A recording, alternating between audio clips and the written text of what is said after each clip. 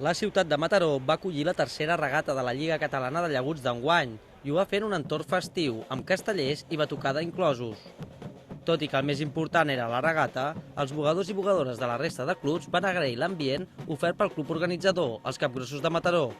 La idea era fer alguna una mica també diferent, no? Perquè bé, passem aquí moltes hores i doncs bé, com a mínim tenir també una mica de distracció tret del rem, no?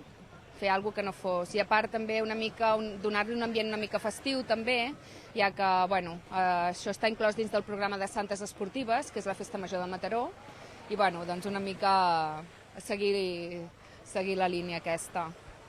Pel que fa a la regata, primera victòria aquesta temporada d'Empúria Brava en l'absolut masculí. Els xons es van imposar per més de 4 segons al Club de Rem Badalona i per més d'11 a l'Associació Esportiva Xinoxanuda del Tebre. En el sènior femení, èxit també d'Empúria Brava, que va aconseguir un segon lloc que les fa guanyar també la segona posició de la general, plaça que s'ha convertit en una estira i arronsa constant amb el sènior fèmina del Bétol en les 3 regates disputades.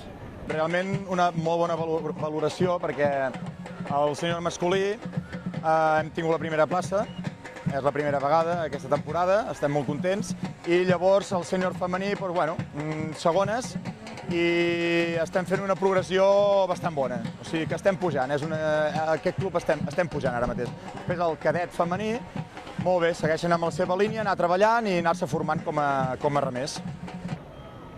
Les protagonistes, però, de l'absolut femení van tornar a ser les noies del Vent d'Estop Cambrils, que es van fer amb la primera posició per tercera vegada consecutiva. Per si fos poc, el seu altre equip de la categoria es va imposar en la final B i ja ocupa el quart lloc a la general. El sènior femení van molt bé, tant la A com la B, però la A se destaca molt envers les altres, fent una primera posició meritòria. El sènior femení B han guanyat la tanda a la final B, fent molt bona posició i amb el millor tercer temps. A la segona divisió, Rem Casinet B, Torredembarra i Natació B van ocupar el podi, tot i que l'equip de Torredembarra manté la primera plaça en la general. Pel que fa als equips veterans, en el masculí, victòria de Natació Badalona seguit de Pescadors i Arenys, mentre que en el veterà femení, el Natació Badalona es va fer amb la primera plaça per davant del Rem Badalona i Torredembarra. Els dos equips de Badalona estan duent a terme un duel molt interessant en aquest veterà femení. Fora dels resultats, cal destacar el bugador més veterà de tots. Als seus 73 anys, Rafael Figuerola Eloi demostra que el món del rem no entén d'edats. Sempre els dic una cosa jo, com buguem així, el penso i els dic, si ho resisteixo jo, vosaltres que sou més joves també ho heu de resistir. Perquè n'hi ha que tenen 19, 20 anys, 30, per tant, si jo ho resisteixo bé, ells també, ben entrenats, també poden resistir. No hi ha ningú superior a l'altre, més que tots els entrenors, i sobretot que et trobis bé, que amb l'edat que tinc ja és una mica difícil poder que et trobis bé, perquè a un li fa mal una cosa, a l'altre li fa mal una altra cosa, però a mi gràcies a Déu no em fa mal res, i col·laboro amb tot el que es presenti.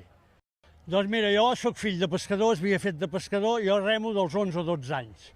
Ara així federat, del 1998, tinc 73 anys, Soc nat del 24 de març del 37. En les categories inferiors, èxit del Club Nàutic Flix tant en el juvenil masculí com en el femení, amb un segon lloc en els nois i un primer lloc les noies. En el juvenil masculí, però, es consoliden com a líders els bugadors del Rep Santa Cristina, mentre que són les noies del Nàutic Flix les que sumen 2 victòries en 2 regates.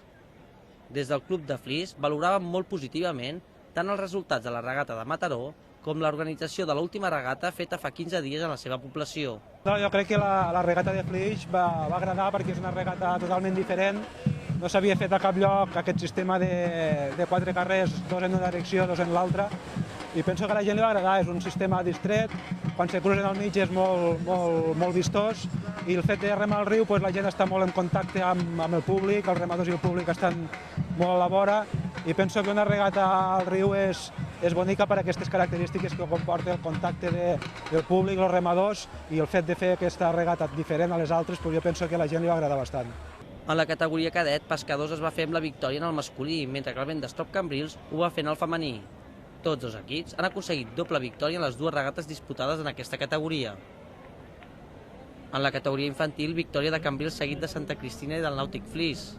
Cambrils es reafirma com a líder mentre Santa Cristina de Lloret de Mar i Nàutic Flix lluiten aferrissadament per a la segona posició.